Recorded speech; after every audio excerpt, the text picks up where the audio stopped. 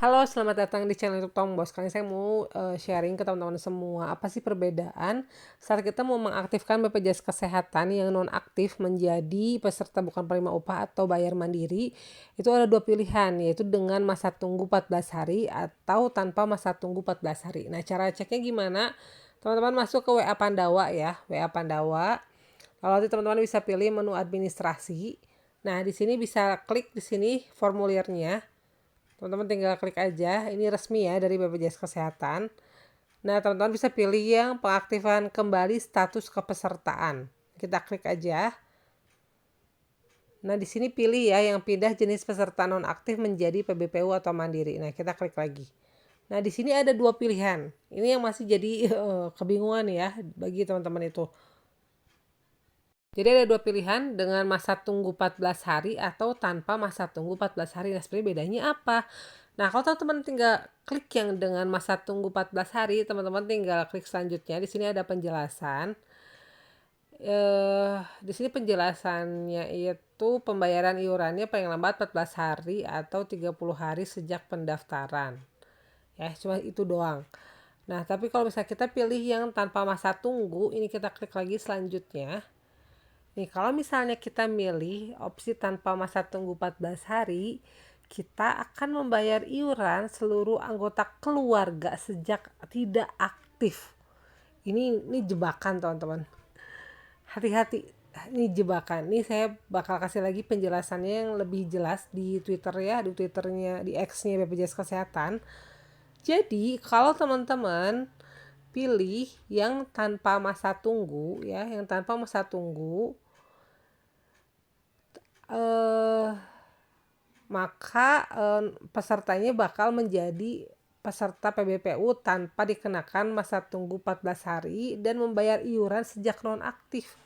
Jadi bayangin ya, misalnya teman-teman itu di PHK atau misalnya resign, ini contohnya ya, misalnya pegawai terus dapat BPJS Kesehatan dari perusahaan, udah gitu bisa kita keluar kerja, otomatis statusnya jadi nonaktif ya.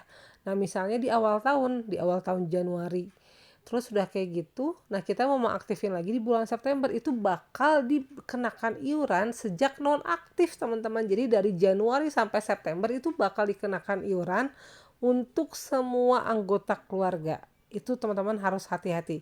Jadi teman-teman jangan pilih yang tanpa masa tunggu ya, tapi pilihnya yang dengan masa tunggu. Nih dari BPJS Kesehatannya udah dijelasin. Kalau misalnya kita pilih yang dengan masa tunggu 14 hari, maka tidak dikenakan iuran sejak nonaktif. Berarti iurannya nanti baru berlaku saat BPJS Kesehatannya aktif, teman-teman ya. Jadi jangan sampai terkecoh. Jadi harus pilih yang dengan masa tunggu 14 hari. Biarin aja lama juga nggak apa-apa gitu ya. Dan pastikan memang ketika aktivasi BPJS Kesehatan ini bukan untuk hal yang mendesak, teman-teman.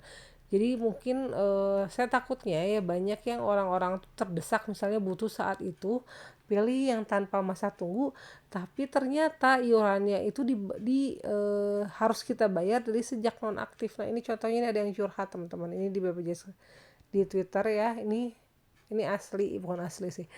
Ini memang real dari curhatan di Twitter.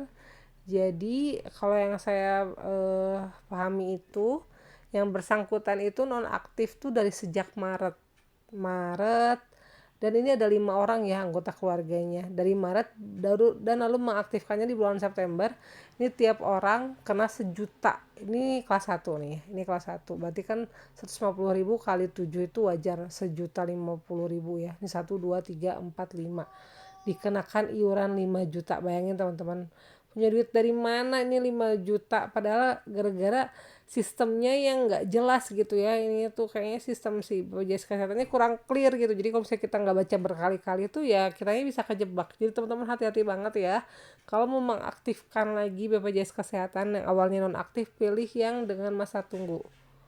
Atau kalau teman-teman masih bingung, saran saya teman-teman datang langsung ke kantor BPJS Kesehatan, tanya sejelas-jelasnya, baru teman-teman melakukan langkah pengaktifan langsung di BPJS Kesehatan. Jadi biar gak akan ada masalah seperti ini ya, seperti yang tadi ke depannya. Oke, itu aja infonya. Semoga bermanfaat.